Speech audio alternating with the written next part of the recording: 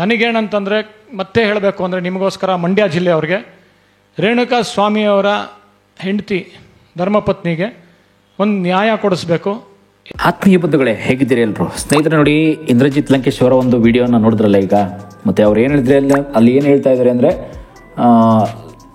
ದರ್ಶನ್ ಅವರು ಮಾಡಿರ್ತಕ್ಕಂಥ ಒಂದು ಈ ಪ್ರಕರಣದಲ್ಲಿ ರೇಣುಕಾ ಸ್ವಾಮಿ ಒಂದು ಕುಟುಂಬಕ್ಕೆ ನ್ಯಾಯ ಸಿಗಲೇಬೇಕು, ಅದು ನನ್ನ ಗುರಿ ಅಂತ ಕೂಡ ಹೇಳಿದರು. ಹಿಂದೆ ಎಲ್ಲ ತುಂಬ ಹೇಳ್ಕೊಂಡಿದ್ದಾರೆ. ಇಲ್ಲೆಲ್ಲಿ ಅಂತ ಹೇಳಿದರು ಅಂತಂದರೆ ಅದು ಒಂದು ಮಂಡ್ಯದಲ್ಲಿ ನಡೆಯತಕ್ಕಂಥ ಒಂದು ವಿಷಯದ ಬಗ್ಗೆ ಹೇಳಿದರು. ಅದಕ್ಕೂ ಮೊದಲು ನಮ್ಮ ಚಾನಲ್ ಫಸ್ಟ್ ಟೈಮ್ ಮಾಡ್ತಾ ಇದ್ದರೆ ದಯವಿಟ್ಟು ಸಬ್ಸ್ಕ್ರೈಬ್ ಮಾಡ್ಕೊಂಡು ನೋಡಿ. ಸದಾ ಹೀಗೆ ನಿಮ್ಮ ಬೆಂಬಲ ಇರಲಿ ಅಂತ ಕೇಳ್ಕೊತೀವಿ. ಸ್ನೇಹಿತರೆ, ರೇಣುಕಾ ಸ್ವಾಮಿ ಹತ್ಯೆ ಪ್ರಕರಣದಲ್ಲಿ ದರ್ಶನ್ ಸರ್ ವಿಷಯದಲ್ಲಂತೂ ಹಿಂದೆ ಚರ್ಚೆ ಆಗಿದ್ದು, ಹೊಸದೇನು ಹೇಳಬೇಕಾಗಿಲ್ಲ. ನಿಮ್ಗೆ ಆಲ್ಮೋಸ್ಟ್ ತುಂಬ 99% ಅಲ್ಲ 100% ಎಲ್ಲರೂ ಗೊತ್ತಿದೆ ದರ್ಶನ್ ಸರ್ ಎಂಥ ಒಳ್ಳೆಯವರು, ಎಂಥ ಮುಗಿದ್ರು, ಈ ರೀತಿ ಮಾಡೋ ನೋಡಿ. ಯಾರೋ ಮಾಡಿದ ತಪ್ಪಿಗೆ ಯಾರೋ ಈಗ ಅವರು ತಪ್ಪಿತಸ್ಥರಾಗಿ ಆರೋಪಿಯಾಗಿ, ತಪ್ಪಿತಸ್ಥರು ಅಂತ ಹೇಳೋದು ತಪ್ಪಾಗುತ್ತೆ, ಆರೋಪಿಯಾಗಿ ಈಗ ಪ್ರಕರಣವನ್ನು ದಾಖಲು ಮಾಡಿ ಒಂದು ಜೈಲಲ್ಲಿ ಇರೋತಕ್ಕಂಥ ಒಂದು ಶಿಕ್ಷೆ ಅನುಭವಿಸ್ತಕ್ಕಂಥ ಒಂದು ಪರಿಸ್ಥಿತಿಲಿದ್ದಾರೆ. ಈಗ ಅವ್ರ ಪರಿಸ್ಥಿತಿ ತುಂಬ ಹದಗೆಟ್ಟಿರೋದನ್ನ ನಾವು ನೋಡ್ಬೋದು. ತುಂಬ ಏನೋ ಒಂದು ಆರೋಗ್ಯ ಸಮಸ್ಯೆ ಬಂದಿದೆ ಅವ್ರಿಗೆ, ಜೈಲಿಗೆ ಊಟ ಸೇರ್ತಾ ಇಲ್ಲ, ಜೈಲಲ್ಲಿ ಇರೋಕ್ಕಾಗ್ತಾ ಇಲ್ಲ ಅಂತ ಕೂಡ ಜಡ್ಜ್ ಹತ್ರ ಕೂಡ ಹೇಳ್ಕೊಂಡಿರೋದನ್ನ ನಾವು ನೋಡ್ಬೋದು. ಈಗಾಗಲೇ ಈ ರೀತಿ ಹೋಗ್ತಾ ಇರುವಂಥ ಪ್ರಕರಣದಲ್ಲಿ ಇಂದ್ರಜಿತ್ ಲಂಕೇಶ್ ಅವರು ಕೂಡ ಇದೇ ರೀತಿ ನೋಡಿ ಅದು ಒಂಥರ ಹಳೆ ವಿಡಿಯೋನೇ ಅದು, ಇಲ್ಲ ಅಂತಲ್ಲ, ಬಟ್ ಆದರೂ ಕೂಡ ನ್ಯಾಯ ಸಿಕ್ಕಲೇಬೇಕು ಅಂತ ನಿಂತಿರೋದ್ರಿಂದ ದರ್ಶನ್ ಸರ್ ಕಂಡ್ರೆ ಇವ್ರಿಗೂ ಕೂಡ ಒಂದು ಕೋಪ ಇದೆ. ಯಾಕೆಂದರೆ ಏನು ಕೋಪ ಇದೆ ಅಂತ ಕೂಡ ಹಿಂದೆ ಎಲ್ಲ ವಿಡಿಯೋ ಮಾಡಿದ್ದೆ, ಬಟ್ ಇನ್ನೊಂದು ಸ್ವಲ್ಪ ನಾನು ಹೇಳ್ತೀನಿ ನೋಡಿ. ಹಿಂದೆ ಎಲ್ಲ ಅವ್ರಿಗೆ ಲಂಕೇಶ್ ಪತ್ರಿಕೆ ಗಲಾಟೆ ಆಗ್ಬೋದು, ನಿರ್ದೇಶಕರ ಮೇಲೆ ಗಲಾಟೆ ಆಗ್ಬೋದು, ಹಿಂದೆ ಎಲ್ಲ ಕೆಲವರು ಎಲ್ಲೋ ಸಣ್ಣ ಪುಟ್ಟ ಒಂದು ವಿಷಯಗಳನ್ನೆಲ್ಲ ಇದ್ದೇ ಇರುತ್ತೆ. ಅದೆಲ್ಲ ನೋಡಿ ಯಾರ ಮನೇಲಿ ತಾನೇ ಇರಲ್ಲ ಹೇಳಿ, ಸಣ್ಣ ಪುಟ್ಟ ವಿಷಯಗಳೆಲ್ಲ ನಮ್ಮ ಮನೇಲಂತಲ್ಲ, ಎಷ್ಟೋ ಜನಗಳಲ್ಲಂತೂ ಇದ್ದೇ ಇರುತ್ತೆ, ಅದು ಇದ್ದದ್ದೇ. ಆದರೂ ಕೂಡ ನೋಡಿ, ವಿಷಯಗಳನ್ನ ನಾವು ಸಣ್ಣ ಪುಟ್ಟ ವಿಷಯಗಳನ್ನೆಲ್ಲ ಹೊರಗೆ ತರ್ತಕ್ಕಂಥದ್ದು ಮತ್ತೆ ಮೀಡಿಯಾ ಮುಂದೆ ತರ್ತಕ್ಕಂಥದ್ದು ಅದು ಒಳ್ಳೆಯದೇ ಅಲ್ಲ.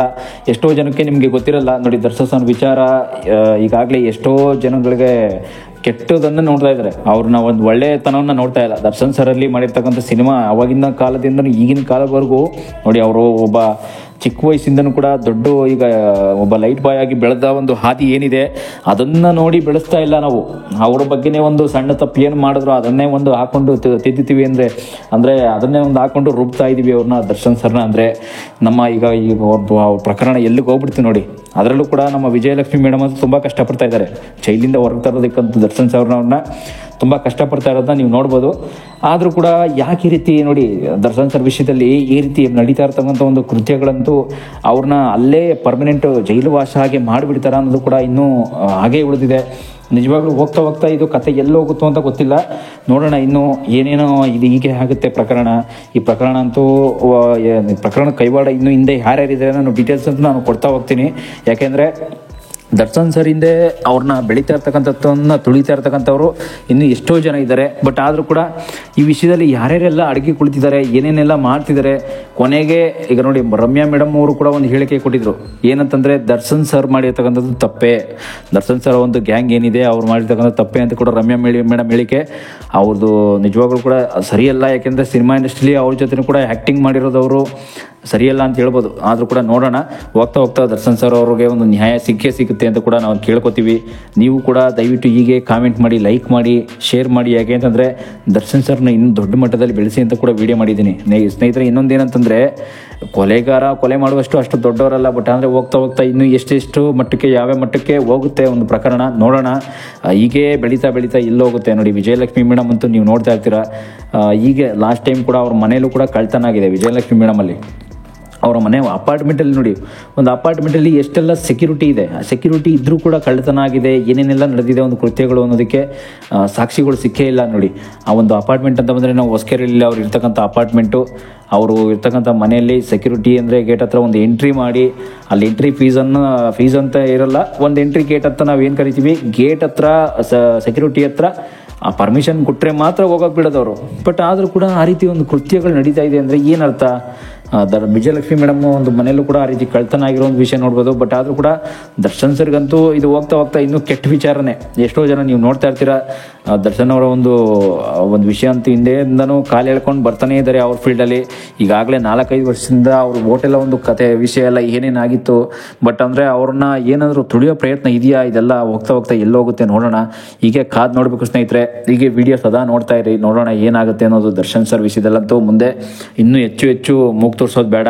ಹೋಗ್ತಾ ಅವರ ಒಂದು ದೊಡ್ಡ ಒಂದು ಸಾಧನೆ ಬಗ್ಗೆ ನಾನು ಕೂಡ ಹೇಳಕ್ಕೆ ಟ್ರೈ ಮಾಡ್ತೀನಿ. ಹಿಂದೆ ಎಲ್ಲ ಅವ್ರ ಸಿನಿಮಾಗಳನ್ನೆಲ್ಲ ಯಾವ ರೀತಿ ಕೊಟ್ಟಿರೋದು ಅನ್ನೋದನ್ನ ನಾನೇ ಯೂಟ್ಯೂಬಲ್ಲಿ ವೀಡಿಯೋ ಮಾಡೋಕ್ಕೆ ಟ್ರೈ ಮಾಡ್ತೀನಿ.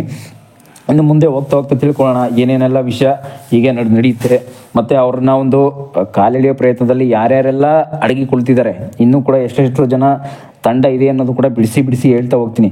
ಯಾಕೆಂದರೆ ಈ ವಿಷಯ ಅಂತೂ ನೋಡಿ, ಈ ವಿಷಯ ಎಲ್ಲಿ ಹೋಗ್ಬಿಟ್ಟಿದೆ ಅಂತಂದರೆ ಅವ್ರನ್ನ ನೆಕ್ಸ್ಟ್ ಈಗ ಡೆವಿಲ್ ಚಿತ್ರನೇ ಲಾಸ್ಟ್ ಎಂಡು. ಇನ್ನು ಮುಂದೆ ಚಿತ್ರರಂಗದಲ್ಲಿ ಬೆಳೆಯೋ ಅವಕಾಶನೇ ಇಲ್ಲ ಅನ್ನೋ ಮಟ್ಟಕ್ಕೆ ಹೋಗ್ಬಿಟ್ಟಿದೆ. ಅವಕಾಶ ಮಾತ್ರ ಅಲ್ಲ, ಅಭಿಮಾನಿಗಳು ಕೂಡ ದಯವಿಟ್ಟು ಕಡಿಮೆ ಆಗಬೇಡಿ ಅವ್ರಿಗೆ. ಹೀಗೆ ಸದಾ ಬೆಳೆಸ್ತಾ ಹೋಗಿ. ಇನ್ನು ಇಂಡಸ್ಟ್ರಿಯಲ್ಲಿ ಮಾತ್ರ ಅಲ್ಲ, ಮತ್ತು ಅವರು ಜೈಲಿಂದ ಆದಷ್ಟು ಬೇಗ ಬರಲಿ ಅಂತ ಕೂಡ ಕೇಳ್ಕೊಳ್ಳಿ. ಯಾಕೆಂತಂದರೆ ಇದೇ ಒಂದು ಒಳ್ಳೆಯದು ಅವರ ಒಂದು ಸುದ್ದಿ ಅಂತಂದರೆ, ದರ್ಶನ್ ಸರ್ಗೆ ಈ ರೀತಿ ಆಗಿರ್ತಕ್ಕಂಥ ಒಂದು ಕೆಟ್ಟ ಪರಿಣಾಮ ಈ ಟೈಮಲ್ಲೇ ನೋಡಿ. ಹಿಂದೆ ಎಲ್ಲ ಅವರು ಒಳ್ಳೆ ಸಿನಿಮಾಗಳನ್ನ ಮಾಡ್ತಾ ಬಂದದ್ದು, ಯಾರು ಕೂಡ ಹೊಗಳಿಲ್ಲ. ಇವಾಗಂತೂ ಈ ಥರ ಕೆಟ್ಟ ಸಿನಿಮಾಗಳನ್ನೆಲ್ಲ ಹೊಗಳ್ತಾ ಇರೋದನ್ನ ನಾವು ನೋಡ್ತಾ ಇದ್ದಾರೆ. ಕೆಟ್ಟ ಸಿನಿಮಾ ಅಂತಂದ್ರೆ ಅನ್ನೋದಕ್ಕಿಂತ ಕೆಟ್ಟ ಒಂದು ವರ್ತನೆಗಳನ್ನ, ಅವರ ಒಂದು ಬಿಹೇವಿಯರ್ನ, ಸಿನಿಮಾದಲ್ಲಿ ಕೆಟ್ಟ ಸಿನಿಮಾ ಒಳ್ಳೆ ಸಿನಿಮಾ ಬರಲ್ಲ, ಬಿಹೇವಿಯರ್ ವರ್ತನೆಗಳನ್ನ ಈ ರೀತಿ ಹೊಗಳ್ತಾ ಇರೋದು ದಯವಿಟ್ಟು ಸರಿಯಲ್ಲ. ಇದನ್ನು ಇಲ್ಲಿಗೆ ನಿಲ್ಲಿಸಿ. Thank you.